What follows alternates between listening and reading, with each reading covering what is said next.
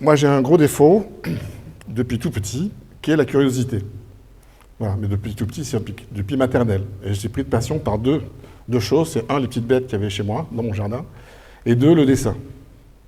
Voilà. Alors à partir de préparatoire, en principe, on oublie les petites bêtes, on oublie le dessin, puisque il n'est plus question de dessiner, c'est pour les petits, on apprend à écrire. Donc ça, c'est autre chose. Voilà. Moi, j'ai continué toujours à dessiner. Voilà. Ce qui fait qu'arrivé au bac, par exemple, je dessinais de façon professionnelle comme j'ai fait tout de suite à la sortie du bac. Alors il se trouve que les circonstances ont fait que j'ai rencontré René Goscinny, je ne sais pas si vous connaissez M. Goscinny, donc le responsable, l'auteur d'Astérix, celui qui quitte les autres, voilà, qui sont tombés sur mes dessins, et comme j'étais un fan du journal Pilote, donc je dessinais dans l'esprit, donc du coup, ils m'ont invité à rentrer dans le journal Pilote, voilà. Donc âgé de 19 ans, avec un bac qui ne m'a jamais servi de toute ma vie, pour dire les choses. Moi, je l'ai quand même. Je sais que je l'ai. Il y a tellement de gens qui ont du mal à l'avoir. Donc je l'ai, je ne sais même pas où il est planqué, dans un tiroir sans doute. Donc je suis rentré en pilote et j'ai fait des caricatures et des bandes dessinées. Donc on va passer très vite des dessins, comme ça on n'en parle plus. Donc c'était dans pilote, j'ai fait plein de caricatures, ce qu'on appelait les grandes gueules à l'époque. Hein. Donc je suis rentré en 73 et après je suis parti vivre aux Antilles en 80. Donc là j'en ai mis deux, trois comme ça qui ont... Alors là, après, aux Antilles, j'ai créé des personnages de bande dessinée, voilà, qui ont eu des albums. J'ai fait des bouquins sur les caricatures, sur les humoristes. J'ai fait des bouquins aussi d'histoire, sur l'histoire de la censure sur la caricature. J'ai fait aussi des livres. On peut continuer. Ça, c'est toute l'histoire de Marianne. Vous voyez, ça n'a rien à voir. Hein. C'est une investigation complète sur le pays. Un bouquin gros comme ça, qui m'a, avec l'accord, en partenaire, l'Assemblée nationale. J'ai fait un discours à la sortie de vivre à l'Assemblée nationale. Il faut dire que le dessin peut amener, et la curiosité peut amener à faire des choses assez importantes, malgré tout.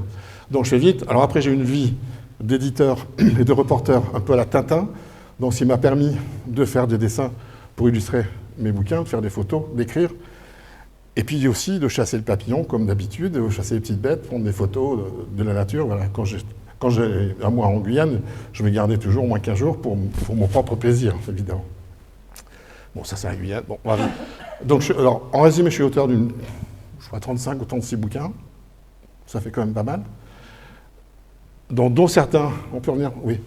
Alors, donc quelques-uns sur Montpellier qui sont épuisés depuis longtemps. Hein. Alors, celui-là et les suivants, on peut peut-être montrer le suivant. Non, après, il y en a un autre. Ouais, celui-là. Ça, c'est les bouquins d'investigation beaucoup plus centrés sur la région, mais un travail vraiment de longue haleine. J'ai fait tous les dolmens, tout ce qu'il y avait à voir dans la garrigue. J'ai retrouvé l'histoire de tout ça, de raconter dans le bouquin, avec des photos, avec des plans, avec tout ce qu'on veut. Et c'était aussi l'occasion pour moi d'être toujours à quatre pattes, à prendre en photo, la cicadelle là ici, le papillon là, le lézard ici, l'oiseau qui passe. Voilà. Donc j'ai constitué une photothèque très costaud. Et à la sortie, justement, du bouquin sur les monts de Saint-Guilhem, j'avais annoncé un bouquin sur la faune et la flore, puisque c'est une série de 4, je crois, de la faune et la flore autour de Montpellier. Et puis le président du groupe pour lequel je travaillais, en tant qu'éditeur, m'a dit, mais est-ce que la faune dont tu as parlé, est-ce que la flore dont tu as parlé, c'est la même, elle est différente à Toulouse, non, pas à Toulouse, mais surtout le pourtour méditerranéen, c'est à Nice, à Toulouse, Perpignan. Je lui ai dit, ben non, c'est la même. Il m'a dit, ben, ouvre ton bouquin et fais le format que tu veux. Donc c'est là où j'ai réfléchi. On m'offre la possibilité de faire le nombre de pages que je veux, le format que je veux. Donc du coup, j'ai eu l'idée un peu saugrenue, parce que c'est une folie un peu à l'origine. On peut passer au suivant, donc voilà. De faire ce bouquin-là dans le format que vous avez vu, là, avec comme principe de montrer toutes les espèces dans leur format grandeur nature. Donc ce qui fait qu'il y a des planches qui s'apparentent un petit peu aux boîtes entomologiques, où on épingle donc les papillons sont dans la grandeur, et aux herbiers, pardon, mais seulement des plantes fraîches, bien sûr, prises sur le terrain, voilà, que j'ai détourées, c'est tout un travail de fou, et avec des textes qui expliquent tout, voilà, avec une mise en page, voilà. Alors si je parle de ça en préambule le dessin, c'est que, on peut peut-être faire la suite. Oui, moi j'en parlerai après donc. Alors, il y a tellement de choses, on revient avant. Il y a tellement de choses déjà dans le garrigue que j'ai pas mis, parce que je connaissais pas. Bon, il y a énormément d'espèces, bien sûr, dans le bouquin déjà. Il y a 3000 photos, hein, donc ça fait quand même beaucoup. Mais il y a aussi pas mal de petites espèces que j'aurais bien voulu mettre, que je connaissais pas à l'époque. Bon. Oui, donc il y a tellement de choses dans ce bouquin qu'il n'y a pas les oiseaux, par exemple. Il n'y a pas les mammifères non plus.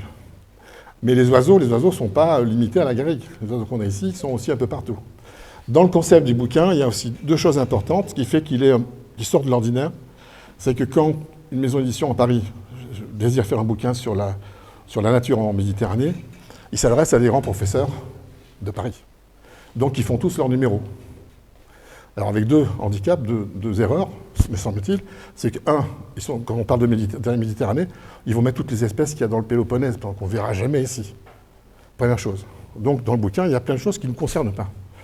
Et puis ils ne vont pas parler de la pyrite du chou, du macaron, parce qu'on les voit aussi ailleurs. Mais oui, mais on les a chez nous. Et par raison, je n'en parle pas. Donc moi, je me suis dit, je fais un travail systématique, ce qu'on voit, ce que les promeneurs sont invités à découvrir quand ils se baladent. Qu'ils soient purement méditerranéens ou pas. Voilà. Alors bien sûr, je signale dans le bouquin si c'est vraiment une espèce méditerranéenne au départ, ou sinon. D'accord. Donc, la faune, il y a une certaine part de faune, comme les oiseaux, qu'on peut trouver un peu partout. Donc, qui sera dans le tome 2. Parce que dans le tome 2, alors, je vous explique. Alors, est-ce qu'on peut revenir là? Oui, voilà, c'est ça. Donc, la garrigue, c'est un peu tout ce qui est en vert clair, là. Toute cette partie-là. Là, je travaille sur le tome 2, qui s'appelle, alors peut-être le montrer suivant, je ne sais pas s'il y est, voilà, la montagne grandeur nature. Alors c'est montagne méridionale française, donc on est toujours sur tout le tour méridional, donc c'est tous les balcons de la Méditerranée. Ça va donc des Pyrénées orientales, Cap-Cyr, tout ça, jusqu'au Mercantour, en passant par les Corbières, le Haut-Languedoc, les Cévennes, d'accord, toute la Haute-Provence, et voilà. Et ça me permet de parler, bien sûr, de tous les oiseaux qui passent. Il se trouve, avec la Camargue, il y a énormément de passages. Alors, le côté Camargue, le côté aquatique, c'est-à-dire les rivières, les étangs et le littoral, ça sera un 3e volume, ce qui devient cohérent. OK? Donc, si on revient sur le plan, on voit les 3 zones. Voilà. Alors, le tome 2, ça fait longtemps que je travaille dessus, bien sûr, mais comme je partage mon temps entre la caricature, donc je suis dans beaucoup de festivals, beaucoup d'opérations, j'avais des gros projets sur Montpellier avec ça, mais enfin, ça prend pas mal de temps. Là, je me suis libéré depuis quelques temps de tous mes dessins pour terminer une bonne fois pour toutes ce gros livre. Quand je dis gros livre, c'est qu'il va faire au moins 200 pages de plus que celui-là. Eh ouais, eh oui. Il y aura, ouais, bah là je suis déjà à plus de 400 et il me manque tous les champignons déjà. Parce qu'il y aura tous les champignons. Donc pour le coup, il y aura tous les champignons de tous les étages. Garrigue comprise. Hein, il n'y a pas les champignons dans celui-là. Okay. Bon voilà, avec les 3, vous aurez toute la nature complète. Bon, c'est une folie monstrueuse, mais ce genre de pari que j'aime bien relever. C'est un peu. Tant que le véhicule suit, ça va. Là, je commence à faire vite parce que j'ai 68 ans quand même, que je commence à avoir des petits problèmes de santé. Je dis, il faut quand même que je finisse ces choses quand même. Ne rigole pas, toi. Bon, alors, on continue. Alors, bon, ça, c'est donc le tome 2, sur lequel je termine en ce moment.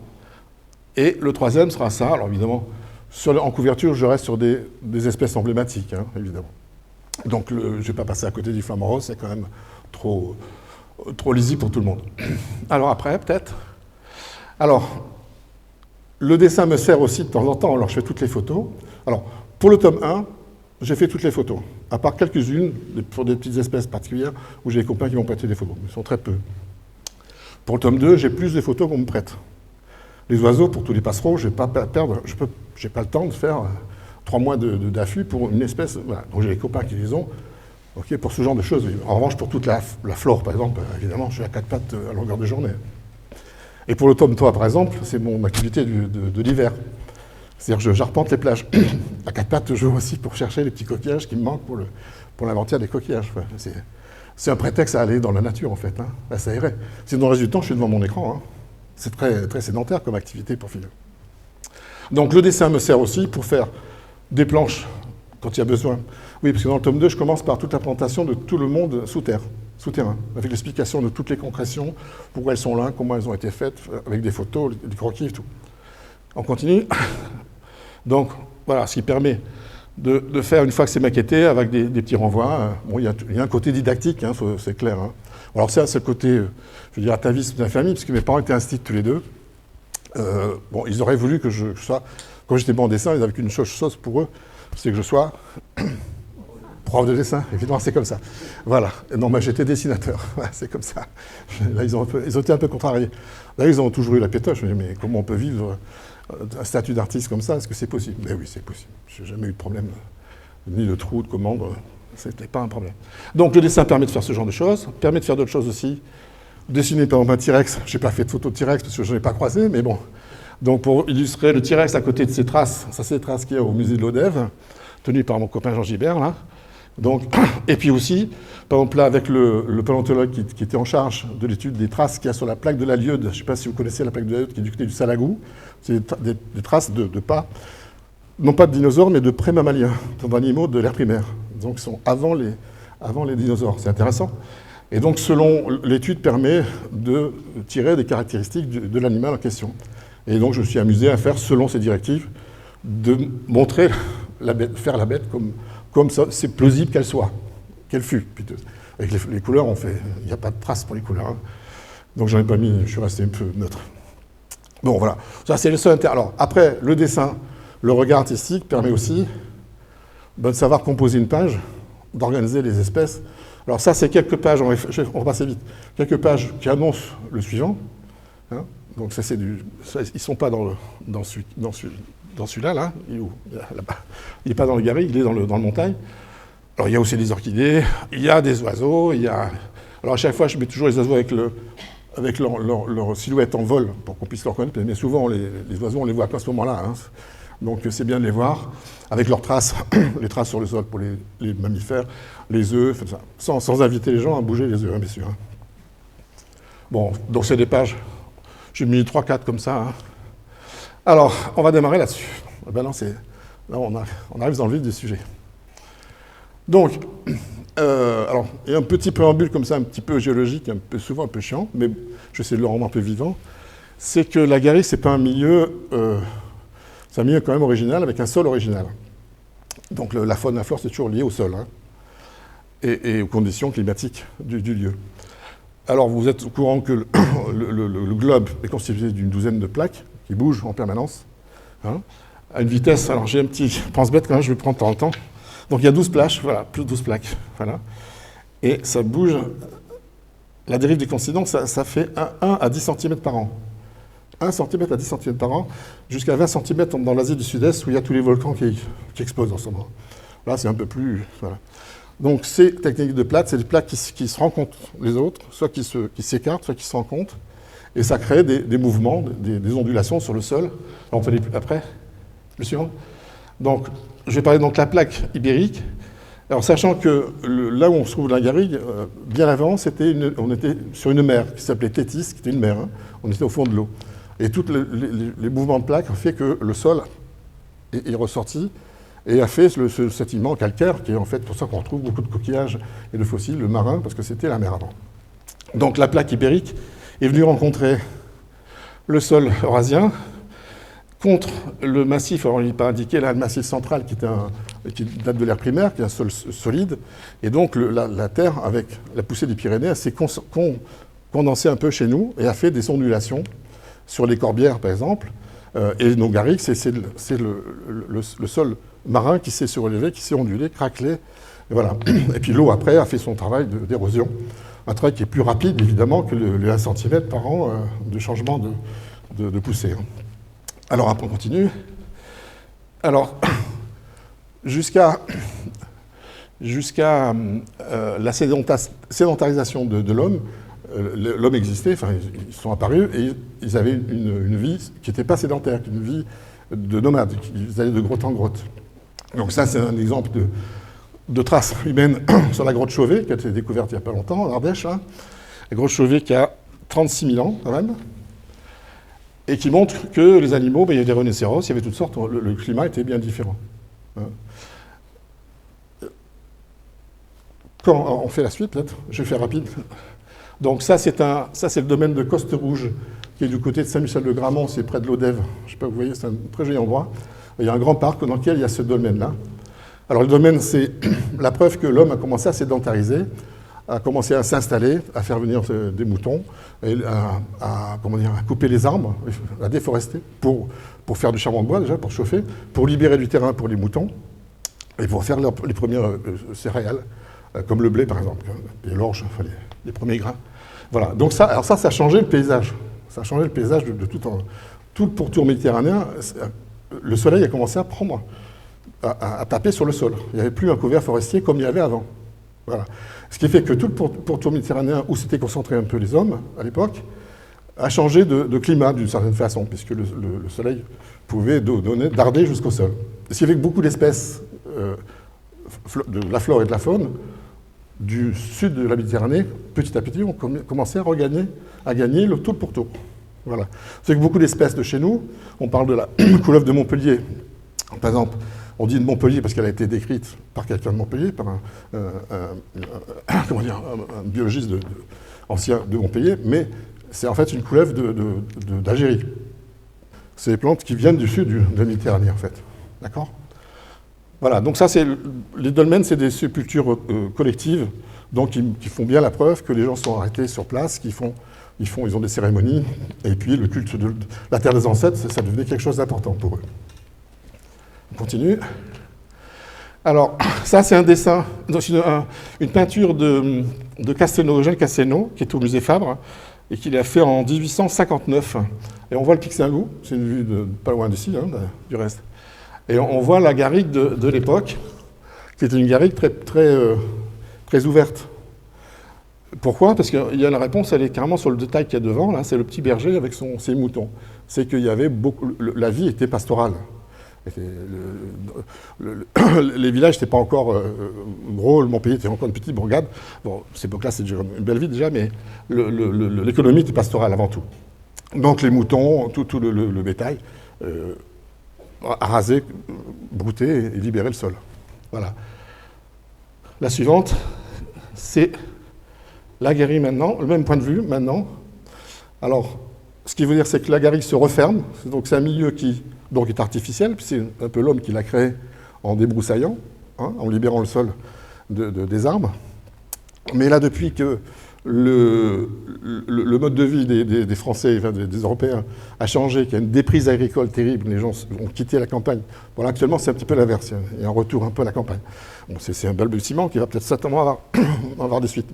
Mais depuis la dernière guerre, enfin, entre les deux guerres, les gens n'avaient qu'une aspiration, c'est d'aller chercher du boulot dans les usines, dans l'administration, d'aller en ville.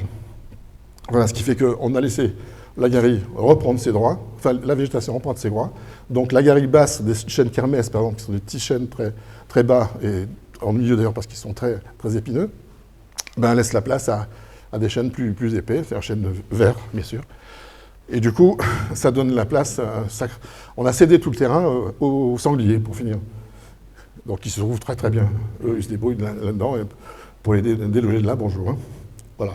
Ça, tout le monde a dû avoir un accident ou deux dans la famille avec les sangliers. Sur les routes ici, on n'en prend plein. Là. Alors on continue un peu. Alors bon, c'est une image qui m'est chère, puisque ça vient du film La gloire de mon père. Comme mes parents étaient instits, j'ai une petite parenté avec l'histoire de sa jeunesse à Pagnol. C'est vrai que j'ai beaucoup de... j'écrivais un livre là-dessus. Bon. Et on voit déjà donc, la garrigue qu'on a chez nous, qui est quand même très rocheuse. Alors ce qui est intéressant, et tant mieux, alors garrigue, c'est le nom qu'on donne au chêne kermès, justement, et gar, ça veut dire pierre, caillou. Donc c'est l'arbre des cailloux. Et le sol étant jonché de cailloux, c'est une chance pour nous, c'est qu'on n'a jamais pu faire d'agriculture intensive comme dans le reste du pays. Donc les charrues, tout ça ne marche pas là. Donc à part les coins de vignes ou d'oliveraies, le reste est abandonné à la nature. Voilà. Donc là, on a une chance inouïe d'avoir encore cette nature aujourd'hui, qu'il faut protéger évidemment, et éviter que le béton gagne trop de terrain. Hein, j'y vais. Hein. Lui m'a dit merci, lui. Hein. je m'adapte. Hein. Voilà. Donc c'est quand même une chance. Alors pour moi c'était fantastique, je me suis vraiment régalé à faire le bouquin sur les curiosités autour de Montpellier, sur toute la région. C'est parce qu'en fait, comme il n'y a pas eu de trop chamboulement agricole, toutes les traces de toutes les civilisations passées sont encore là. Donc il y a tous les petits chemins de charrettes qui mènent au château perdu. On a encore les traces des roues partout. On a des routes, des tronçons de routes romaines, il y a des ponts romans.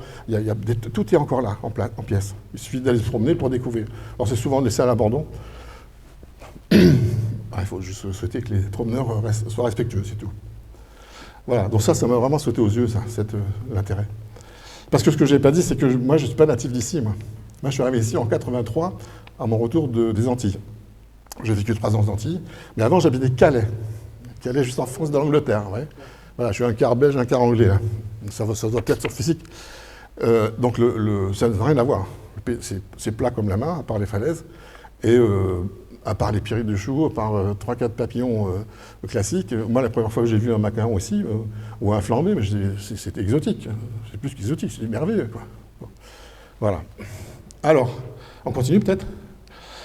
Alors rapidement, donc ce climat qui est très particulier, qui est très, très, très ardent, surtout l'hiver, l'été, pardon, de plus en plus du reste avec le réchauffement climatique, qui est une réalité, hein, la faune et la flore, c'est à trouver des solutions pour s'adapter au changement de climat et surtout à la fournaise, aux périodes de canicule. Donc ça, c'est un petit saisie écran lié au bouquin, là, où il y a des feuilles à gauche du chêne blanc, donc qui est luisant d'un côté et velu de l'autre. Alors, le velu d'un côté, c'est pour garder un peu l'humidité de la feuille, et luisant de l'autre côté, c'est la face au soleil, c'est pour envoyer un peu, pour limiter l'impact de la lumière et du soleil, de la chaleur sur la feuille. Et on retrouve sur les feuilles qui sont en haut, les feuilles qui sont en haut sont issues du même arbre. Là, c'est le chêne vert. Et donc, vous avez tout en haut, à gauche, les petites, celles qui sont tout en haut de l'arbre. Elles sont toutes petites, très dures, un peu comme le chêne blanc, mais beaucoup plus dur encore, avec une veloutée sur le dessous, pour la même raison que je vous ai dit, et très brillante au-dessus pour envoyer le soleil. Donc ça, pour adapter, c'est les premières feuilles qui affrontent le soleil. Celles qui suivent, elles sont beaucoup plus, c'est celles juste en dessous, elles sont plus vertes, plus tendres, plus molles. Donc elles n'en ont pas besoin, elles sont protégées déjà par celles du dessus. Et celles du dessous, alors elles redeviennent un peu plus rigides, avec des épines, elles sont là, et ça c'est pour apparemment se protéger un petit peu du broutage des animaux. Pour éviter, parce que évidemment, quand on regarde de près la garrigue, si on s'arrête de son VTT, si on prend le temps de stopper le VTT, de le poser, et d'attendre 10 minutes et de regarder ce qu'il y a autour, ça grouille de vie, c'est pas un désert. Voilà. Mais bien souvent, la vie est toute petite, il faut vraiment la regarder, et après on voit un truc et on voit autre chose, et tout a une interaction. Donc c'est une vraie jungle, où tout le monde se chasse, tout le monde se tue, tout le monde se mange, tout le monde se protège, tout le monde trouve des solutions pour éviter d'être bouffé par le voisin. C'est vraiment alors c'est très jolies espèces, mais elles sont en danger à chaque fois. Donc les feuilles de l'arbre déjà prévoient trouver cette solution pour être un peu moins broutées par les animaux. On continue. Alors ça c'est de la sauge, ça, oui. Donc qui émane dans les émanations de parfums, comme tout ce qui est avant de ça, c'est une sorte d'émanation de gaz qui servent aussi à d'abord soit repousser les insectes ou les prédateurs animaux, soit là aussi à créer une sorte d'enveloppe avec un gaz plus compact, plus épais que l'air, donc pour que l'air du soleil ricoche. C'est une façon aussi de limiter la chaleur sur soi. Alors, on continue. Alors, ça, c'est le trèfle étoilé, c'est le trèfle purement méridional, hein, qu'on a ici, c'est tout petit, hein, mais quand on regarde bien, c'est quand même une jolie composition. Et donc, c'est une plante très, très poilue. Donc là, les longs poils comme ça, ici, c'est pour récupérer, essayer de garder le maximum de rosée du matin, pour préserver le plus longtemps sur la plante, qui a encore une sorte de source de fraîcheur qui aide à la plante à son développement. On continue. Alors, bon, là, on va faire vite parce que j'en suis. Excusez-moi. Hein. Bon, ça, c'est la petite punaise ornée. Ouais. Alors, on va passer aux animaux, aux petits insectes. Donc, moi, j'aime bien les punaises parce que c'est les plus jolies, en fait. Alors, elles ont mauvaise presse. Parce que bien sûr, effectivement, elles ont tendance à sentir mauvais quand on les dérange, à lâcher des sucs un peu nauséabonds. Mais en fait, quand on regarde bien, elles sont toujours très très colorées. Et plus encore quand elles sont jeunes. Les petites punaises juvéniles, elles sont vraiment très très colorées, des dessins tout à fait originaux. Alors ça, elle s'appelle donc la punaise ornée. On voit pourquoi son nom. Hein. Alors le suivant. Alors ça, c'est la punaise orange de Croatie. Alors il y a beaucoup d'espèces avec des noms qui rappellent d'autres pays de la Méditerranée, hein, évidemment. Alors ça ne veut pas dire qu'il n'y en a que en Croatie, il y en a chez nous aussi. Hein. Mais ça a dû être reconnu en Croatie en premier, sans doute, l'histoire. Alors ça, c'est la punaise italique, une grande classique, qui est assez jolie. Alors de celle-là, sur l'autre, il y en a une qui s'appelle la octopunctata, qui est un peu la même, mais au lieu d'avoir des traits sur le thorax. Vous savez comment c'est un thorax, hein, il y a la tête, le thorax et les élytres pour les coléoptères. Donc le thorax, là, au lieu d'avoir des lignes qui vont au prolongement des rayons, c'est des points. Il y a des lignes et des points. Bon, c'est une autre espèce qu'on trouve moins souvent. Alors ça, c'est encore une autre. Ça, c'est la punaise, mais c'était la punaise de l'asphodèle. Alors, quand on associe un insecte avec une plante, c'est bien souvent, il y a une interaction entre la plante et l'insecte. Donc la punaise de l'insecte, de l'asphodèle, en fait, elle pond sur l'asphodèle et la larve se nourrit d'asphodèle. Donc c'est bien souvent comme ça. Et bien souvent, c'est une larve qui ne se nourrit que d'asphodèle. Donc si on perd l'asphodèle, on perd l'insecte. Et si on perd l'insecte, bien souvent, on perd la fleur, parce que l'interaction fait souvent que l'insecte participe à la pollinisation. Ce qui n'est pas le cas pour celui-là, mais pour d'autres insectes, c'est évident. D'ailleurs, c'est sur une asphodèle blanche, là, derrière. Alors ça, c'est la petite trichie. Alors, qu'est-ce que j'ai dit sur la trichie? Elle est sur un laser. Un laser, c'est une sorte de carotte sauvage. Vous savez, c'est les plantes à ombelle. Laser de France. La trichie. Alors, c'est des bestioles qui sont toutes petites, hein, qui ne font pas 1 centimètre de longueur. Hein. Alors après, attendez, je vais essayer de retrouver. Alors, oui, ça, c'est amusant. Alors ça, c'est une chrysomèle. Alors, chrysomèle, moi j'aime bien, elles sont toutes petites. On parlait de grandeur, celle-là fait 7 mm, et là c'est la chrysoline de la menthe. Voilà. Donc c'est lié donc à la menthe, il faut être clair. Elle est toute petite et elle est brillante. Alors quand un insecte est brillant ou a des couleurs très très colorées, très vifs, comme la punaise italienne, là, rouge, c'est un signal, ça. C'est un signal au prédateur. C'est-à-dire, vous m'avez vu, je brille, ça veut dire faites gaffe, je suis vénéneux, moi. Ne me mangez pas, vous allez être malade. Donc c'est un signal. D'accord, donc quand ça brille, bien souvent c'est ça. Et en l'occurrence, c'est son cas. Alors après, je ne pouvais pas faire un truc sur la grille sans parler de la cigale, évidemment. Donc là, c'est la cigale grise ou cigale de l'Orne. Alors une autre façon d'échapper aux prédateurs, c'est de se camoufler. Oui, c'est faire du bruit, mais pas faire du bruit, au contraire, là, de se camoufler. À tel point que quand il y en a une cigale, pour les repérer, il faut chercher un moment. Hein, je ne sais pas, si vous vous amusez régulièrement l'été à les retrouver, il faut avoir l'œil un peu averti pour les découvrir. Donc c'est une cigale de l'Orne, c'est une des plus courantes. Hein. Il y en a deux importantes, il y a celle-là et la cigale plébéienne, qu'on va voir après. Voilà, alors ça c'est la naissance de la cigale plébéienne. Donc c'est sa sortie de son exuvie. Alors, ce qu'il faut savoir, c'est que les cigales, ils ont un mode de vie très très long. Ils passent jusqu'à 8 ans sous le sol, en dessous, avec plusieurs mues successives, avant de sortir en carapace, comme un chevalier en armure. Hein, elle monte sur un brin de paille ou un bout de mur, et puis elle craque l'armure et elle sort de ça.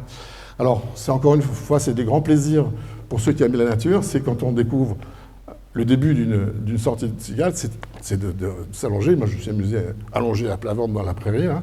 Là, il y a 20 minutes entre la première phase et la dernière phase. Alors là, elle commence à perdre sa couleur verte à la fin.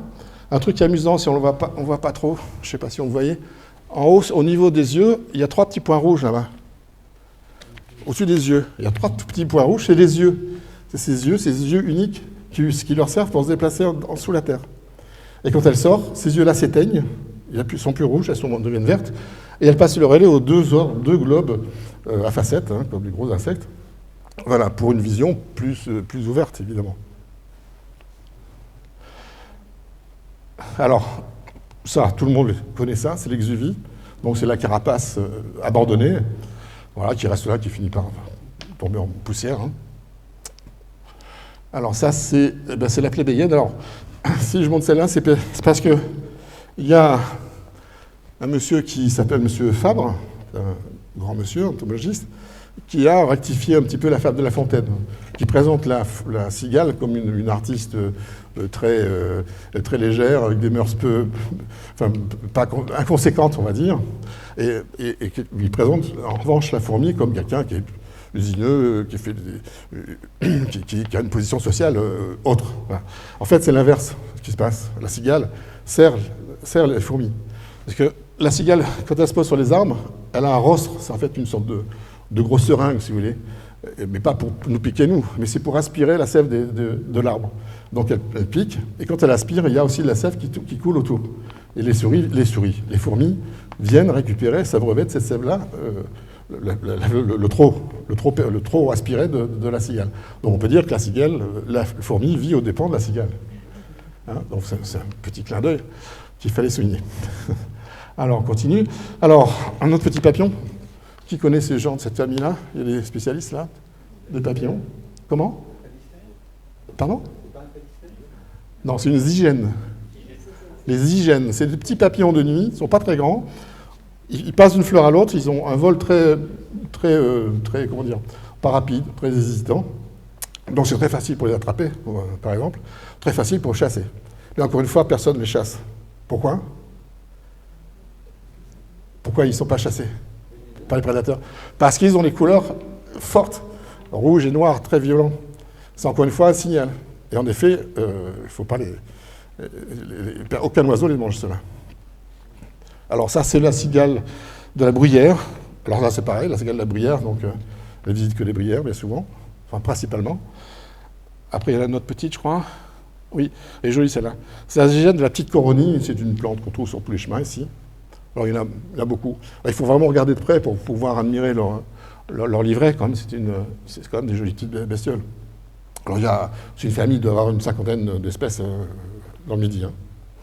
C'est un peu fastidieux. Je n'ai pas tout mis dans le garrigue. Hein. J'ai mis le principal, mais pas tout. Qu'est-ce qu'il y a d'autre? Alors, autre chose, ça, c'est le petit nacret. C'est un papillon. Alors, c'est le papillon des naphalides, c'est une grande famille. Papillon orange avec des dessins noirs. Et alors, les nacrets, ils ont des plaques comme ça, nacrés, derrière. Alors, là aussi, c'est pour se défendre. Là, c'est pour troubler la vision des oiseaux. C'est pour leur troubler. Ça renvoie la lumière et ils s'affluent trop où se trouve l'insecte. Donc c'est une façon, c'est une tactique, hein, c'est une stratégie pour se défendre. Après, ça c'est bon, elle vient avant le papillon. Ça c'est la chenille du Charaxes jasus. Alors Charaxes jasus c'est le nom latin. Alors on l'appelle le pacha à deux queues. C'est un grand papillon, c'est un des plus grands papillons qu'on ait ici. Qui est avec une magnifique couleur sur les deux faces, surtout sur l'envers, on va la voir après. Et la chenille, alors c'est un papillon dont la chenille ne se nourrit que d'arbousier. L'arbousier, c'est l'arbre aux fraises, vous voyez, qui fait qu'on peut manger du reste. Mais il ne faut pas trop en manger parce que c'est pas bon pour l'estomac. Mais modérément, ça va, quoi. Et alors, c'est une chenille quand même bizarre, avec une tête, et derrière, on dirait une sorte de collerette de tricératops, ça fait un peu bizarre, et avec deux yeux sur le dos. Alors, je crois que c'est une décoration. Je ne pense pas que ces deux yeux-là font peur à un oiseau, je ne pense pas. Enfin bon, elle est bien grasse, c'est un papillon qui est magnifique. Non, la chenille est bien grosse. Je crois que le papillon vient derrière. Alors ça, c'est notre chenille. Bon. Le papillon, je ne sais pas le papillon? Bon, c'est pas... Alors, ça... Non, bon, tant pis, on va passer. Ça, c'est notre chenille, c'est la chenille. Alors, est-ce que c'est la tête ou la queue pour vous, de la chenille? Ça ressemble à la tête, hein, puisqu'il y a une corne, il y a les yeux. En fait, c'est la queue. Alors ça aussi, c'est un procédé classique des insectes. Ils font en sorte de peindre les yeux, les antennes, enfin de la tête à l'arrière, de la voilure, par exemple, pour les papillons. Comme ça, si un oiseau vient pour le prendre, ils le prennent toujours sur la tête. Donc, ils déchiquetent une part de la voilure, mais le papillon, il part quand même. C'est comme les lézards qui abandonnent leur queue, mais malgré tout, ils sont vivants. Donc, c'est un procédé aussi. Alors ça, c'est un procédé pour la chenille. Pas que pour cette chenille-là, une autre défensive, c'est qu'elle produit du cyanure, carrément. C'est la chenille du sphinx de l'euphorbe. Alors l'euphorbe, vous connaissez ces plantes vertes On a le Phobre characea, c'est des grandes plantes, et c'est des plantes avec un sucre laiteux qui est corrosif. Bon. Alors il y a du cyanure là aussi. Et donc il y a une seule bestiole qui mange ces plantes-là, c'est une grande famille, c'est la chenille du sphinx de Lefebvre. Ce qui fait qu'elle, elle est gorgée de cyanure. D'où ces couleurs, encore une fois. Là, c'est très franc, on va de très loin, attention. Ne mangez pas, là, pour le coup, vous êtes mort. Alors, ça, c'est la tête de la même chenille. Elle est, bon, on dirait, quand on regarde des deux côtés, c'est vrai qu'on s'attend plus à avoir la tête de l'autre côté. Alors, est-ce qu'on a l'autre? Oui, on le verra après, alors. Bon, ça, c'est quelques yeux de papillon. Avec celle-ci, par exemple, celle en bas, c'est l'arrière du flambé. Le flambé, c'est un grand papillon avec des grandes ailes blancs, avec des grosses rayures, magnifiques, qui planent, qui n'a pas peur de nous, qui viennent, dès qu'on mange des sandwichs avec du jambon, ils viennent carrément se poser carrément sur l'épaule. Ils sont magnifiques papillons. Et il a opté pour ce stratagème. Donc les grandes queues qui lui servent de balancier un peu dans leur vol, il les abandonne aux oiseaux quand il est sur l'attaque. Et les deux ocelles qu'il y a derrière sont un peu des yeux et deux, voilà. C'est encore une fois un leurre. Et après, il y avait pas mal. Alors voilà, ça c'est le fameux flambé, avec ses grandes queues. Alors c'est rare de les voir avec des grandes queues, on les voit en début de saison, et très vite ils ont abandonné leur queue. C'est pas qu'ils ont de maladresse et ils sont pris des branchages, ils sont très très habiles. Hein. Non, c'est parce qu'ils ont échappé à des attaques. Alors, un petit mot là-dessus. Ça, c'est un Apollon. Alors, l'Apollon, un petit mot. Ça sera un sujet que je vais beaucoup aborder sur le bouquin sur les montagnes, parce qu'un c'est un papillon de montagne, mais qu'on trouve en Provence à des altitudes un peu basses. Donc, on peut trouver, en dessous de 1000, on arrive à en trouver. Bon, mais en principe, c'est vers 2000, dans les stations très alpines. Et ça, ce sont des réchappés de la dernière glaciation. Alors, il y a beaucoup d'animaux, comme les papillons, qui n'ont pas un vol puissant. Ça, c'est un papillon qui a un vol très hésitant, qui va d'herbe en herbe. Hein. C'est pas comme les nymphalides qui peuvent traverser l'Atlantique, le Sahara et la Méditerranée. Non, c'est des papillons qui ont un vol hésitant, donc qui ont un petit rayon d'action. Donc, et c'est des papillons qu'on trouve que sur les hauts massifs de France et d'Europe. Et à chaque massif, il y a une sous-espèce qui a évolué depuis la fin de la glaciation de Würm, depuis le réchauffement climatique de cette époque-là, où les espèces sont réfugiées soit en grimpant en altitude, soit en montant vers le nord. Ce qui fait que ce papillon-là, comme beaucoup d'espèces de la flore floristique, on les retrouve en Scandinavie, mais de façon commune, en bas, en plaine. Voilà. Donc c'est la même espèce, sauf que depuis le temps, ils ont développé ce qu'on appelle une sous-espèce géographique. Voilà. Ce qui se passe souvent aussi dans les îles. En Corse, il y a beaucoup de sous-espèces géographiques, parce que l'espèce est loin de la zone de départ, et donc elle perdure, mais en ayant évolué un petit peu différemment. Donc ça joue sur des couleurs de taches, sur des grandeurs, des choses comme ça. Voilà, donc ce papillon-là, c'est un rescapé, donc ils sont tous protégés évidemment, parce qu'ils sont de plus en plus rares, et avec le réchauffement climatique actuellement, ils sont encore plus menacés, parce qu'on voit qu'il n'y a presque plus de glaciers. Ça, c'est des papillons de glaciers, ça aussi. Donc là, ils sont vraiment menacés. On continue. Alors ça, c'est quoi d'après vous?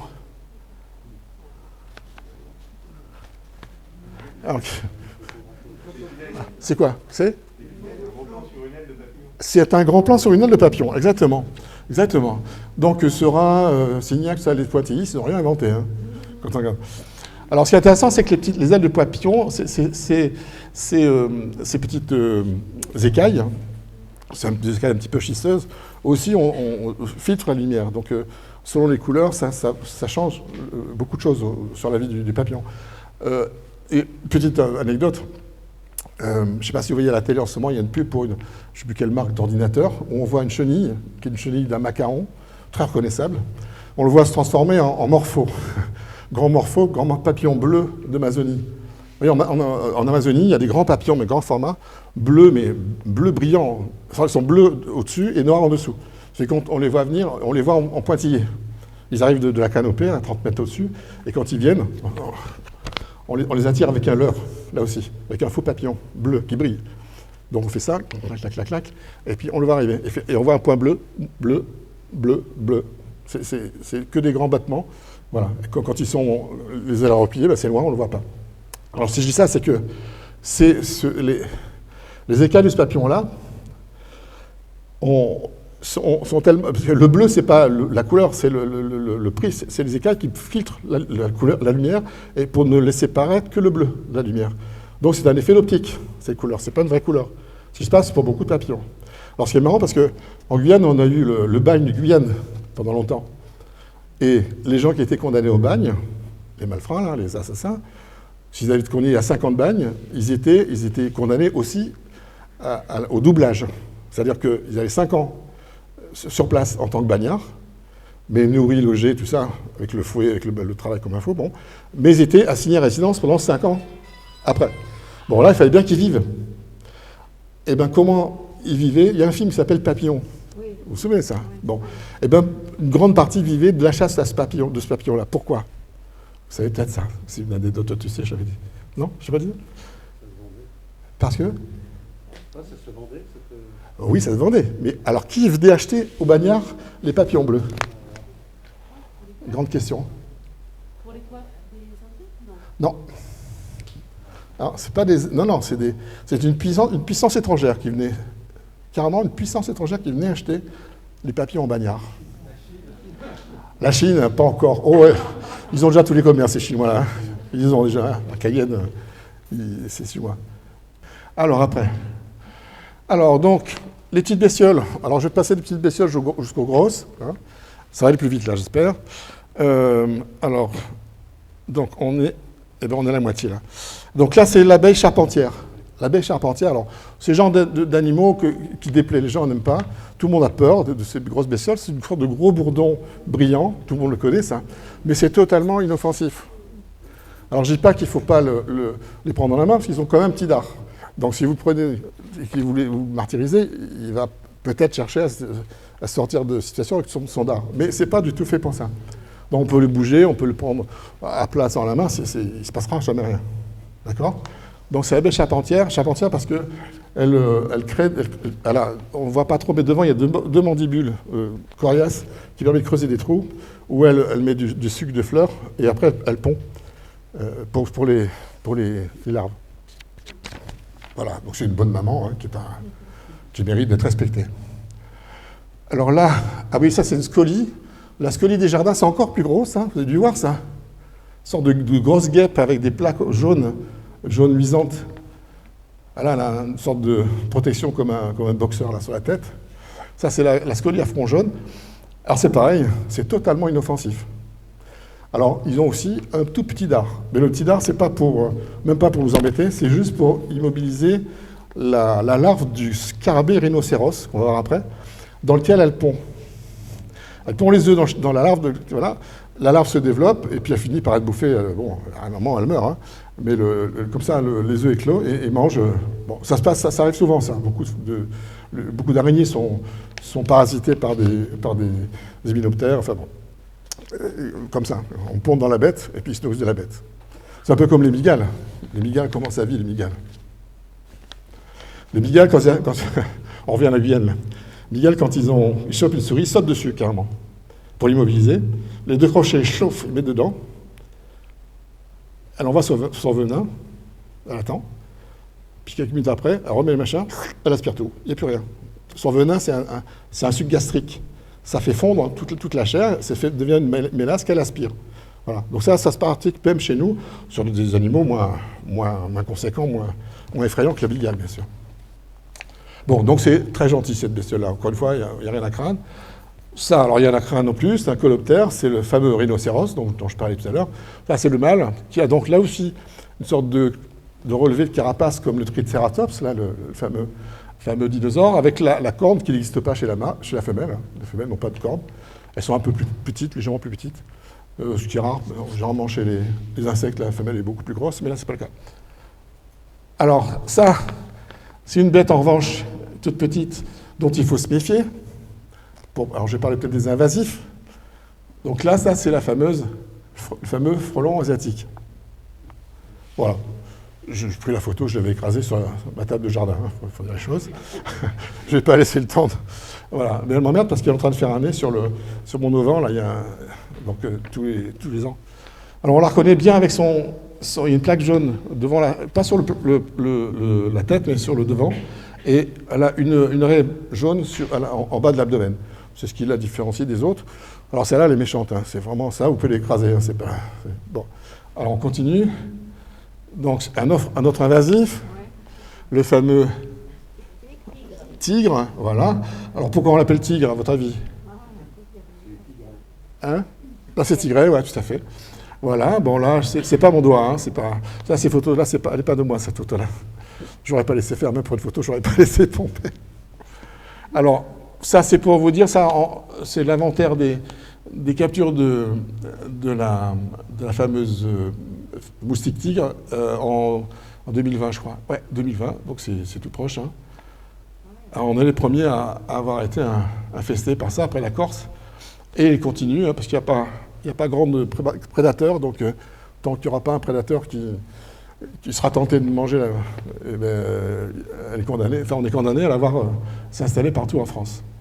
On continue. Alors, les moustiques, ça me permet de faire un petit mot sur les chauves-souris, parce que les chauves-souris qui sont haïs par tout le monde, les femmes en ont peur, tout ça, c'est vraiment les grands amis qu'il faut, même si on peut leur mettre des abris chez soi, il faut les confectionner et les installer, parce que c'est les consommateurs de moustiques, c'est mieux que n'importe quel tortillon, c'est très fort ça. Alors, les moustiques, j'avais noté un truc. Attendez, c'est après. Alors, on va rester une seconde sur lui là.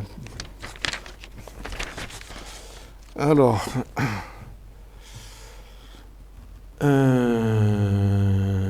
oui.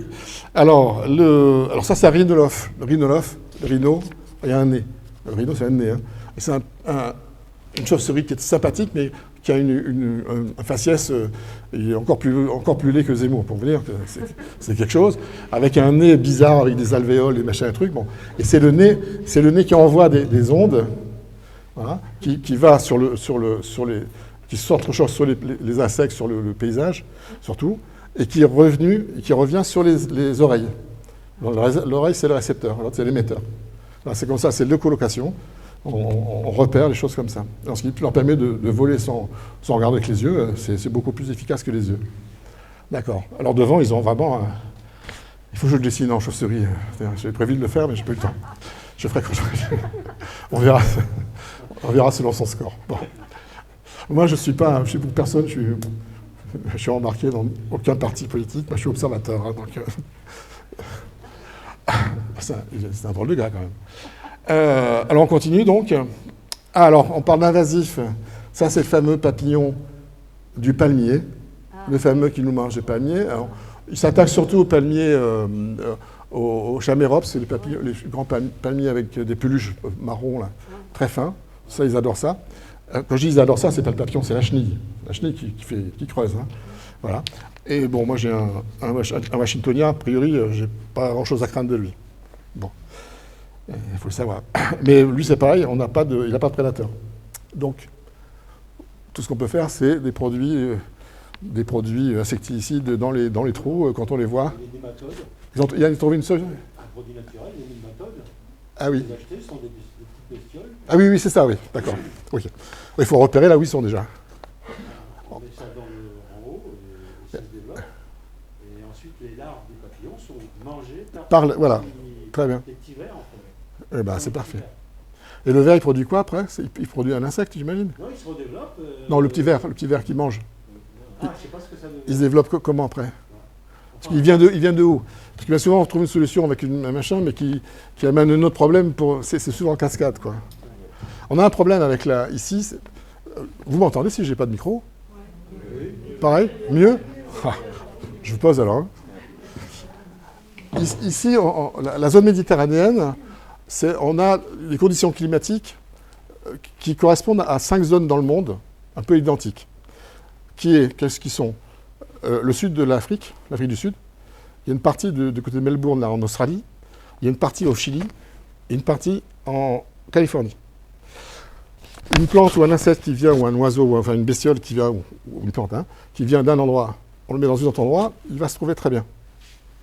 Voilà. Le seul problème, c'est que ces plantes-là, encore une fois, tout est lié. Donc une plante qu'on sort d'un milieu, qu'on met dans un autre milieu, ça peut causer des problèmes. C'est le cas On voit le suivant, peut-être que c'est ça que j'ai mis derrière. Oui.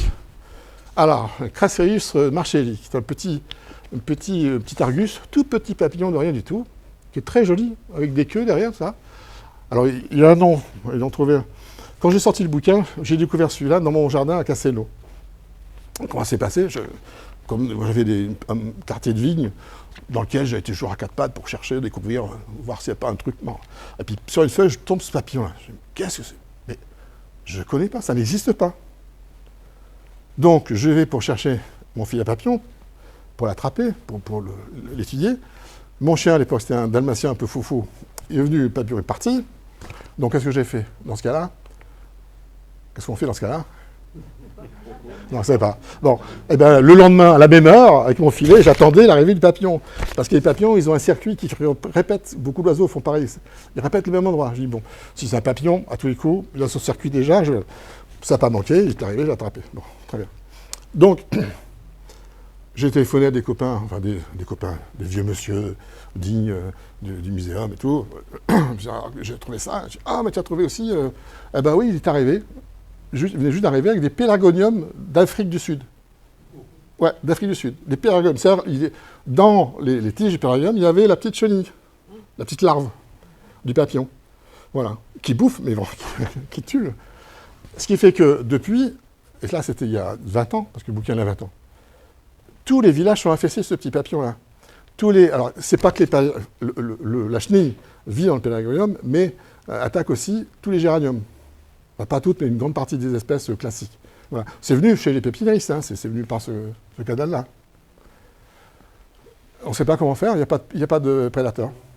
Alors, c'est pas gênant parce qu'il n'est pas trop chiant, sauf qu'il tue les géraniums, c'est un peu embêtant quand même, de racheter tous les ans. De toute façon, les géraniums, généralement, il faut les racheter tous les ans, hein, donc c'est déjà un moins gros problème. Voilà, c'est un jeu petit papillon. Il est là, il s'est installé. Alors son nom, alors ils ont donné un nom maintenant. Alors moi je l'ai appelé le porte-queue de Marshall, parce que c'est le nom, c'est Crasserius marshalli, donc de Marshall. Et donc il y a un nom vernaculaire officiel, non, c'est le brin d'Epelagonium. Bon. Voilà. Donc moi je l'ai présenté avec le vrai nom latin, mais sous l'appellation que j'ai donnée moi, puisque personne n'avait donné à l'époque. Mais bon, moi je ne suis pas un professeur parisien, donc je n'ai pas autorité pour donner des noms. Je vais me gêner, oui. Bon, on continue alors. Alors, on va rester sur les petites bêtes pour revenir un petit peu sur la flore. Et moi, il y a un domaine qui me fascine toujours, c'est les orchidées. Bon, vous savez qu'on a beaucoup d'orchidées ici, c'est peut-être la zone en France parce que les orchidées adorent le terrain calcaire, et nous, c'est essentiellement calcaire, donc voilà. Et on a aussi un biotope qui est quand même très complet. Voilà. Donc les orchidées, c'est intéressant. Alors, quand je dis à mes parents ou des copains de passage, quand je suis en balade, ils disent « Non, mais là, on est en pleine saison, on va avoir des orchidées. » Et je dis « Oui, les orchidées, il n'y a pas d'orchidées ici. » Parce qu'ils pensent qu'on voit des trucs comme ça, ils regardent dans les arbres. Non. Tu vas en écraser une. Les orchidées qu'on a chez nous sont toutes petites, sont là, bien souvent. On a des grandes aussi, hein, mais on a toutes petites, bien souvent. Les ophrys, c'est tout petit. Voilà. Donc, quand on s'accroupit, qu'on regarde bien en détail, en effet, c'est quand même des fleurs un peu spéciales, quand même. Et ces orchidées, moi, ça m'amuse parce qu'ils ont un système de repulsion qui est quand même, qui passe par un insecte. Bien souvent, c'est une espèce d'insecte. Ce n'est même pas tous les insectes. Bien souvent, c'est un insecte, et pour lequel ils développent un des pétales. Il y a trois sépales, 3 pétales. Alors, je ne sais pas si je vais montrer là. Ici, de l'autre côté, et ça, c'est 3 pétales. Et là, en rose, c'est les sépales. Bien souvent, quand les fleurs ont les sépales et les pétales parallèles, on dit les sépales et les pétales parallèles, on dit c'est les tépales. Ça englobe l'ensemble. Bon, on ne va pas se remerder avec les noms scientifiques. Donc, sur les orchidées, le pétale du bas, qu'on appelle le labelle, se développe pour imiter un insecte qui exhale des parfums pour attirer l'insecte. Voilà, les balles de l'insecte qui viennent dessus, carrément se payer le label, comme d'autres se font des poupées gonflables, c'est un peu ça. Hein. Et pendant ça, là, il y a les 2 trucs de pollinie qui balancent le pollen sur le dos, et l'animal, quand il a fait ce qu'il doit faire, il part et il va. Voilà. Et il y a un autre insecte qui va récupérer le pollen qui a été déposé. C'est comme ça marche. Alors, c'est amusant parce qu'ils ont, pour attirer l'insecte en question, il y a 2 choses. 1, développer un leurre, Et puis autre chose, c'est que le pollen, le nectar, on va le voir sur le suivant. Je ne sais pas si... non, alors l'autre. Bon, attends. Bon, là on en voit un qui vient là. Bon, encore un autre encore. Le suivant, oui, voilà. C'est qu'à l'arrière, il y a ce qu'on appelle un éperon. Alors ça, celui-là, ça c'est l'orchis mâle, qui est une orchidée assez courante sur l'Arpéie. Il y a la fleur devant, le labelle. Alors le labelle en différentes formes. Hein. Et il y a un éperon. Et l'éperon est plus ou moins long, plus ou moins épais, qui est fait exprès pour s'accorder avec la trompe d'un insecte, encore une fois. Alors les plus grosses, les premières et les plus grosses, pas les plus grosses, mais les premières orchidées qu'on a chez nous, c'est les Barley de Robert. Ça ressemble à des comment on appelle ça, des jacinthes un peu, grosses. Il y en a plein, c'était protégé à une époque, mais ils ont défait la protection parce qu'il y en a tellement. Et là, ça sort déjà en février, il y en a qui sortent. Les tout premiers insectes qui peuvent y aller dessus, c'est les bourdons. Les bourdons, c'est des gros bruns. Eux, ils percent carrément la plante. Ils passent pas. Ils percent et bon, le mode de truc, c'est se laisser emboutir par le bourdon. C'est comme ça. Bon, voilà, donc l'éperon, c'est un élément particulier des types très spécifiques à beaucoup de fleurs, hein, mais pour l'orchidée, c'est primordial. On continue. Alors ça, justement, c'est l'orchis book. Alors, on appelle... Alors, le label, là, c'est développant une longue langue qui torsadait un peu. Alors, c'est une plante qui peut faire plus d'1 mètre de hauteur, avec des langues. Alors, là, avec des langues qui peuvent faire comme ça. Ça peut faire... On en a chez nous, hein. Faut pas aller loin. Hein. Ici, dans les chemins, on en trouve. Hein. L'Imantanglossum, bon, c'est assez spécial. C'est une des plus grandes qu'on ait chez nous. On continue. Alors, une autre qui est très belle, c'est un peu plus à l'arrière, c'est l'orchis pourpre. Alors, l'orchis pourpre, alors les orchis, il y a les ophris qu'on a vus avec les petits labels en forme d'insectes, et les ophris, c'est plutôt des grandes fleurs, comme une jacinthe en fait, hein, avec un ensemble, une hampe florale, avec une inflorescence comme ça en longueur, où s'agglutine tout l'ensemble de fleurs, avec toujours un label, le label développé, avec toujours les trois au-dessus, en casque au-dessus, et développé. Alors c'est souvent, le label qui est souvent en plusieurs parties, avec un petit élément central, bien souvent, qui ressemble à une sorte de petite quéquette, là. Alors, ça c'est l'orchis pourpre, qui est une très très belle jolie plante. On peut voir par la suite. Alors on voit bien, ça fait des petits perçages un peu, hein. Avec des petits poils, c'est joli quand même. Alors c'est tout petit, hein, évidemment, hein. Si on ne sait pas que c'est petit, on marche dessus, hein, sans faire attention. Alors ça c'est la pourpre, ouais. Après, alors ça c'est l'orchis singe. Alors singe parce que la forme a plus comme un singe, hein, on voit, c'est une sorte d'animal plus avec des petites pattes. Et là pour le coup une caquette bien plus longue. Hein. Le singe il est mieux monté que la pourpre. Hein. Alors après on a l'orchis militaire. Pour le coup, par rapport au singe, il a des couilles, mais on peut rester un peu, hein, c'est une heure un peu tardive, il n'y a pas d'enfant. Hein. Bon voilà, l'orchis singe, on continue. Alors ça, ce sont les fameuses couilles en question, puisque orchidée, le mot orchidée vient de orchis, qui vient en grec, qui veut dire testicule. Oui. Donc les orchidées ont deux bulbes. Le bulbe de l'année d'avant et le bulbe naissant. Et le bulbe naissant, à un moment ils sont tous les deux, il y en a un qui finit par devenir plus gros et l'autre tombe. Voilà. Et le plus gros va permettre à la plante de survivre pendant l'hiver sous terre. Et il y a une autre bulbe qui va, voilà, il y a un enchaînement. Voilà. Alors les Grecs ont remarqué qu'il y avait bizarrement ces plantes avec deux testicules, ils ont appelé ça orchis. C'est logique. On continue. Alors, petite bête. Alors ça, c'est le petit lézard des murailles de chez nous. Hein. Alors, je le montre parce que c'est les plus petites bêtes. Chaque fois qu'il y a une bête, il y a toujours un prédateur plus gros. Hein. Donc ça, c'est les petits lézards. Les animaux plus gros sont souvent les prédateurs. Ça peut être des oiseaux, ça peut être des serpents, ça peut être des putois, des blaireaux, ça peut être toutes sortes de choses. Hein. Tout le monde mange les plus petits. Même souvent, il y a des parents qui mangent les enfants aussi, hein, dans beaucoup d'espèces. Les enfants, il faut qu'ils fassent gaffe. Hein. On parle de pédophilie, là, c'est pas la même chose. Hein. C'est plus hard encore. Hein. Donc là, j'en montre parce que il devient de plus en plus rare, je ne sais pas si vous avez remarqué, on en trouve peu de moins en moins chez nous sur les murs.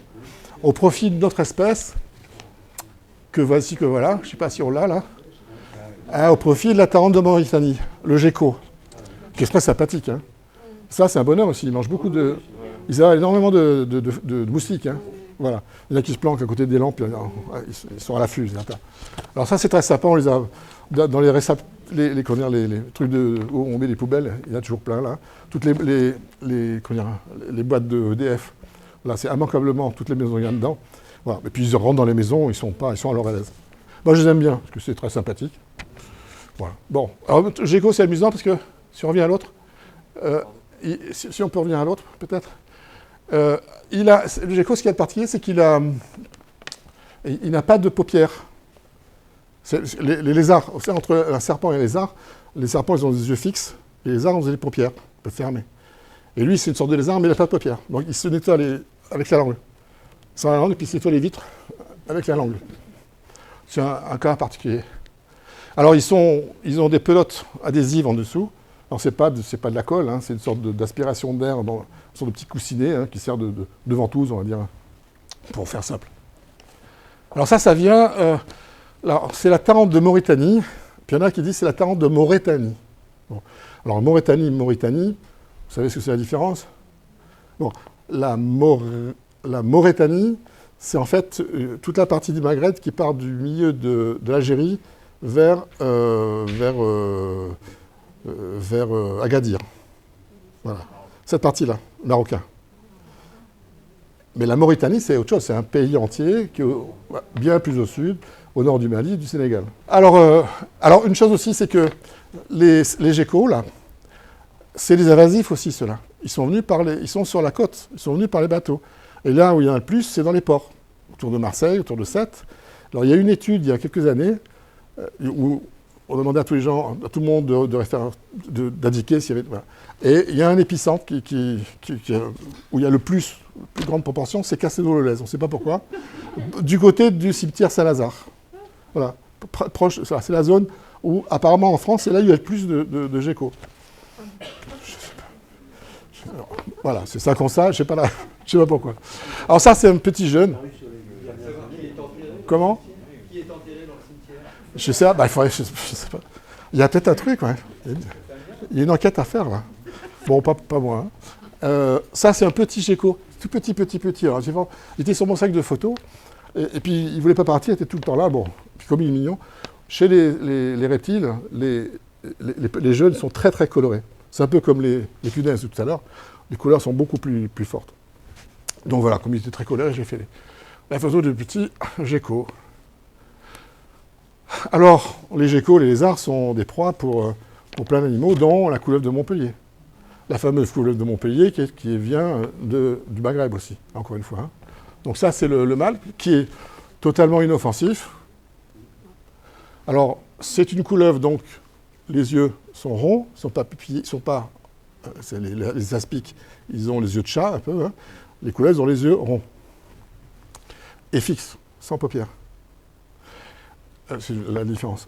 Et la différence est importante, parce que l'orvet, par exemple, on dirait un serpent, parce qu'il n'y a pas de pattes, alors que le cèpe strié est autre chose, c'est un orvet avec des tout petits moignons de pattes.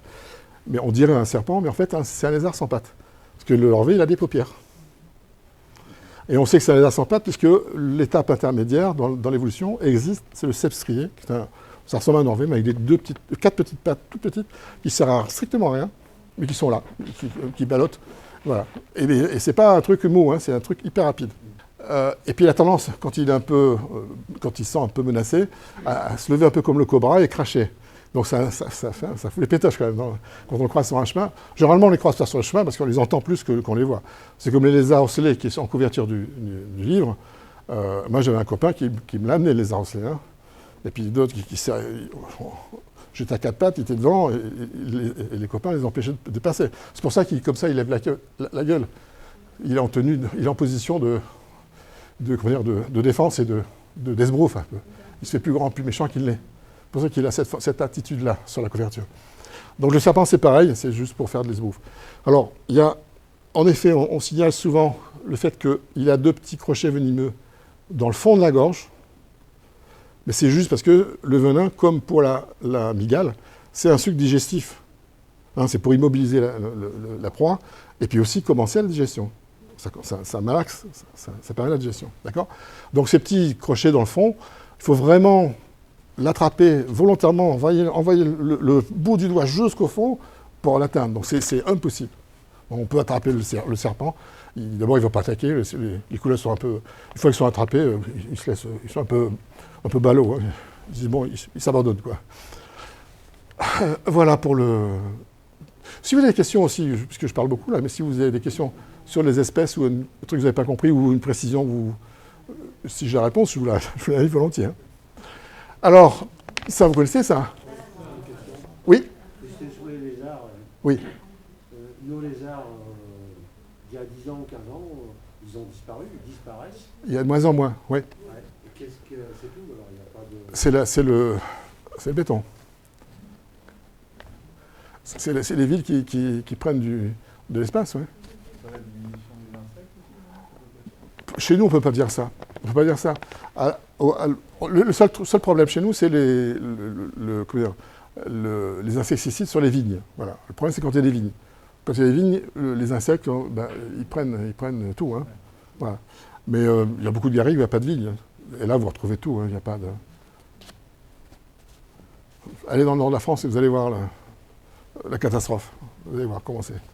Là, tout est pourri, tout est fini. Hein. Il n'y a plus les terres agricoles, il n'y a plus rien à cultiver. Hein.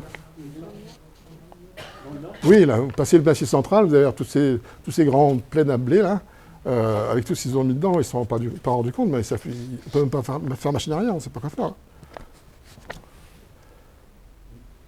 Non, on a la chance d'avoir, nous, un pays qui est en dehors des villes, évidemment, il faut freiner, tu as bien raison. Voilà. Donc ça, c'est la salamandre tachetée. Voilà. Alors la salamandre tachetée, elle est... Donc c'est un petit animal aquatique. Alors c'est déjà un petit peu à l'arrière-pays, il faut monter à 400-500 mètres d'altitude et au-delà. Hein, c'est aquatique. Et malheureusement, on en écrase plus qu'on en voit, parce ils sortent la nuit. Et quand il y a des grandes... L'automne, quand il pleut, quand on part aux champignons et qu'il pleut, il y en a des centaines sur les routes, on les écrase sans se rendre compte. En fait, ils ne sont pas en voie de disparition, il y en a plein, heureusement. Alors là, ils ont encore une technique, là, c'est un déplacement très lent. Donc, s'ils sont très lents, donc ils sont vulnérables, évidemment. Alors, c'est quoi leur solution ? Camouflage. Non, camouflage comme ça, bonjour. Là, c'est comme ça que je peins mes couteaux, pour les retrouver dans la végétation. Donc, c'est pas camouflage, c'est l'inverse. Non, il annonce la couleur. Je suis vénéneux. Voilà. Donc là, lui, il produit beaucoup... Alors, il ne faut pas les prendre dans la main. Parce que lui, il n'est pas méchant. Hein. Mais gentiment, il va vous lâcher du truc, là, et puis bonjour, hein, ça peut... C'est très mauvais. Il faut bien laver les mains derrière, ça peut vraiment ronger. Enfin, c'est terrible. Voilà. C'est gentil, indolent, mais vous me le laissez passer, quoi. C'est gentil. On continue. Alors là, c'est l'aspic. Donc celle-là, c'est la vipère des garrigues. Alors la vipère des garrigues, elle est... Qu'est-ce qu'elle a de spécial ? Comment on la reconnaît ? On la voit. Elle est sur quoi ? Elle est sur quoi ? Sur la roche de quoi ? Voilà. Là, regardez, l'aspic des garrigues, elle est grise. Parce que les reptiles ont cette capacité aussi, on parlait de camouflage, d'aménager leur couleur pour se fondre dans la nature. La vipère de chez nous, elle est grise pour se confondre sur la pierre. Ok ? Si on fait le suivant, là, c'est une aspic aussi, de la même espèce, hein, mais déjà sont en montagne. Donc elles sont déjà plus brunes. Et alors, si on voit la suite, alors là, ça c'est des aspics des Alpes. Alors il y en a qui sont carrément rouges. Hein. Ça va de gris à noir. Voilà, ça c'est différentes espèces. C'est pas moi qui ai pris la photo là. Hein. C'est une association.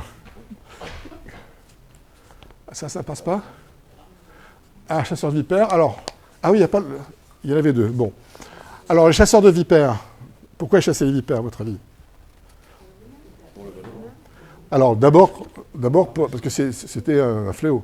C'était vraiment méchant. Donc, depuis le Second Empire, les municipalités ont donné des primes à la tête de serpent.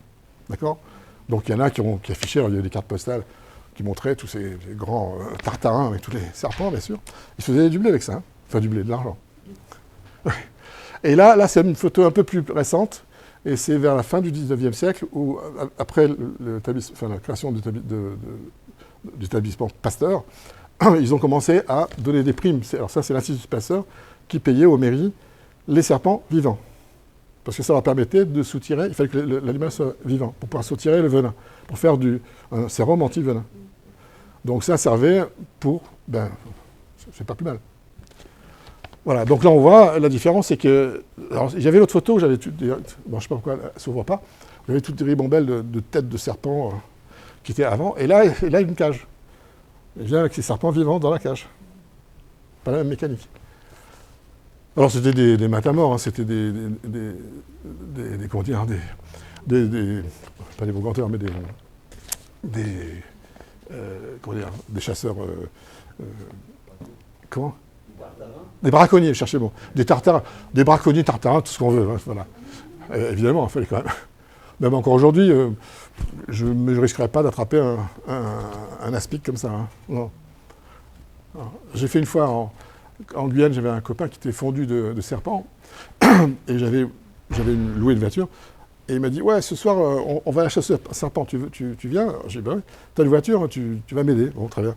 Et donc on a pris les routes en latérite, hein, en terre. Il dit « Tu roules, quand je dirai stop, tu pileras. Hein. » Bon, ok. À un moment, il me dit stop, je pile, il ouvre la porte, il saute dans un buisson, et il sort avec un serpent.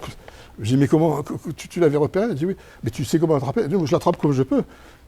J'ai dit, et alors? Des fois, on se fait mordre. Il m'a montré des photos avec ce qu'on appelle le truc de quick, là, une tête. Mais Elephant Man, il était plusieurs fois à l'hôpital. Fou furieux, le gars. Il est passionné comme ça, qui risquent leur peau. Enfin bon. Oui, moi je ne suis pas sauté, je les ai fait. Hein.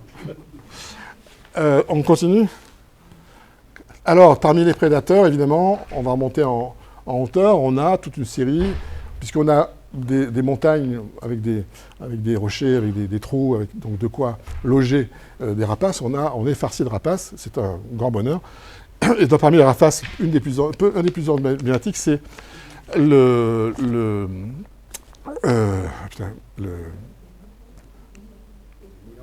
Non, pas le Milan. Non, attends. Ah, je connais plus. Faut me taper sur les doigts. Hein. Faut me taper sur les doigts. Hein. Oui, l'aigle de Bonelli. Vous n'avez pas entendu? L'aigle de Bonelli. Alors, il est d'autant plus emblématique des garrigues qu'il se nourrit que de reptiles, lui. Et donc, les serpents, alors donc, il est hyper utile. Et on le trouve qu'ici, évidemment. D'accord? Alors, il y a, je crois que c'est le piège des Mourgues, au-dessus de Mont-Laur, là, pas loin, un peu à l'est d'ici, où il y a une grande falaise où il y a des nichés qui est tout le temps là. Ils sont observés, c'est hyper protégé, les coupes sont répertoriées, voilà, on fait attention. Et les zones où on ne peut pas, c'est bloqué, on ne peut pas y accéder. Hein, alors Bonnie, qui est un bel animal, quand il vole, il a un ventre un peu blanc, comme le circade Jean Leblanc, qui est un peu différent, il a le bout des ailes noires, lui, qui est un autre circade, c'est une autre espèce méridionale aussi. On continue. Alors, toutes les petites bestioles sont bouffées aussi par d'autres à poil, comme la génette d'Europe, qui est comme ça, c'est gros comme un chat un peu, mais beaucoup plus svelte, de vie nocturne. Alors ça, on ne les voit jamais, c'est rarissime quand on le voit. Ça, c'est une photo m'apprêter. Hein. Et qui est très agile, qui déniche tous les nids, et qui bouffe tout ce qui passe. Ça mange tout. Il ne faut surtout pas prendre dans les mains, parce que tu bouffes la main. Ça, Alors, le blaireau, ça, il y en a beaucoup ici. C'est des grosses bêtes, hein. Je ne sais pas si vous avez vu, mais on parle des sangliers qui cassent une voiture. Le blaireau, c'est pareil. Hein. Prenez un blaireau, c'est gros, c'est un vrai tank. Hein. Il y a une peau, je ne sais pas là, en quoi c'est fait, mais c'est vraiment anti-char, enfin, des vrais chars d'assaut. Hein. Voilà, et ça mange de tout. Des vers, des batraciens, des fruits, des légumes, enfin, c'est tout ce qui passe. Et c'est un bel animal. Alors, la chouette effraie. Alors, ça aussi, c'est une grande copine. Alors, ce qui est intéressant, là, on le voit bien, c'est ce qui est particulier chez elle, c'est qu'elle a un masque blanc, comme beaucoup de chouettes, comme la hulotte aussi. Vous savez à quoi sert ce masque-là, ce tour de plume? C'est une sorte de parabole pour écouter au bruit. Ils écoutent les bruits, ça va directement sur leurs petites ailes, les petites oreilles qui sont des petites ailes sur le côté, et ça permet de mieux écouter. Alors il y a un autre truc qui est amusant, c'est que les plumes de c'est des oiseaux qui chassent en piqué sur les souris, sur les petits rongeurs, hein, les musaraignes, tout ça, est en piqué. Mais les petites bestioles, ils vont vite hein, aussi. Hein. Donc pour pouvoir les attraper, il faut en sorte qu'on ne les entende pas. Donc ils ont les plumes, il y a des barbules, il y a des sous-barbules, donc il y a presque un duvet entre chaque plume. Ça fait que les battements d'ailes sont ouatés, ils ne font pas de bruit. C'est très spécial ça. C'est pour que l'animal ne l'entende pas rêver. C'est malin quand même. Alors, qu'est-ce que j'ai mis après? Alors bon, ça c'est la petite musaraigne étrus, c'est une des plus petits souris qu'il y a chez nous, il y en a beaucoup. Bon, les séparés, c'est des mœurs nocturnes, c'est tellement petit qu'on ne les voit pas, hein, c'est en dessous des feuilles. Enfin, les hiboux, tout ça, ils les voient bien, hein, pas de souci. Alors, qu'est-ce qu'on voit après? Alors, les rapaces nocturnes on parle de digestion comme les tarentules, ça, qui dissolvent les chairs. C'est un peu pareil. Ils avalent entièrement les petits rongeurs, et c'est les sujets ici qui les... Voilà. Et là, donc ils avalent la chair, et tout le résidu, les poils, les os, ça fait une sorte d'agglomérat, on appelle ça des pelotes de réjection, qui relâchent après. Pas par le cul, hein, par la boule, hein, par la bouche. Hein. C'est pas... Ils ne chient pas les restes, hein, ils ressortent ça. Alors c'est intéressant parce qu'en dessous des lieux ou des nichoirs, quand on retrouve les trucs, c'est intéressant de décortiquer pour revoir un peu qu'est-ce qu'ils ont mangé. Donc sur une nuit, on peut savoir ce qu'ils ont mangé. Alors, on peut repérer. Alors, là, c'est un exemple. Vous voyez, j'ai encore un double estimètre parce que dans l'autre bouquin, je l'ai mis en grandeur nature, ça aussi. Alors, on voit les petits fémurs, on voit les mâchoires des rongeurs qui sont différents des mâchoires des carnassiers. Hein, les carnassiers, c'est les petites dents pointues. Les rongeurs, c'est des dents avec deux dents devant et puis des molaires beaucoup. Donc, tout ça, on peut reconnaître les petites bestioles qu'ils ont mangées à la forme de la mâchoire, par exemple, notamment, puis la forme du crâne aussi. Hein. Alors, petit mot sur la cistude, qui est une malheureuse tortue.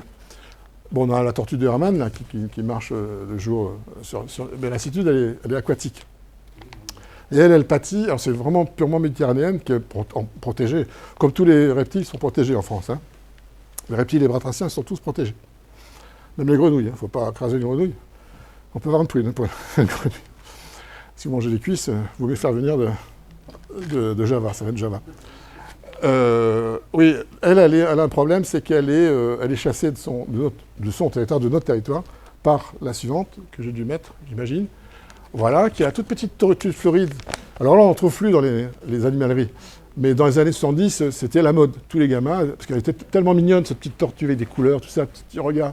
Voilà. Sauf que la petite, celle-là, elle fait des bêtes grandes comme ça, avec devant une mâchoire qui pas gentille du tout. Et quand le gamin commence à se faire couper le doigt, ben, qu'est-ce qu'ils font? Ils jettent la tortue dans les toilettes ou dans la rivière à côté. Voilà.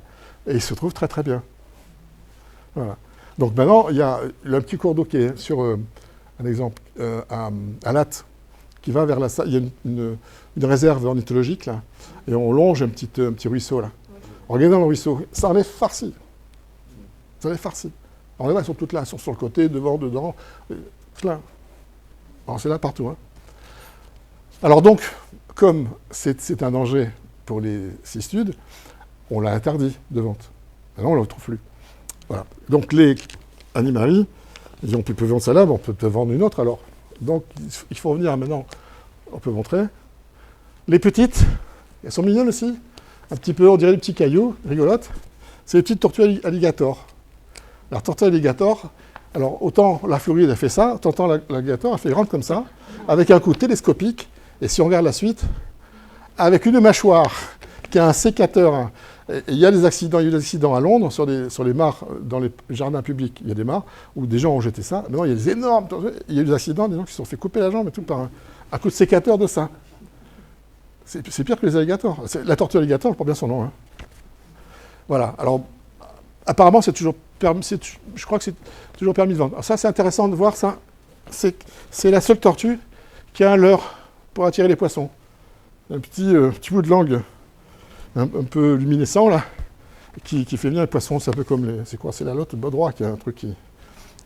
Ah, tu vois ça. Bon, on continue peut-être.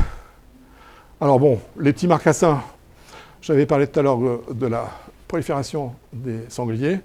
Bon, on va continuer. Donc là, bah, évidemment, vous connaissez Pépère, là. Alors lui aussi, c'est un char d'assaut. Hein. Bon, on continue. Alors, ça, c'est un autre vautour. Je vais finir sur les vautours.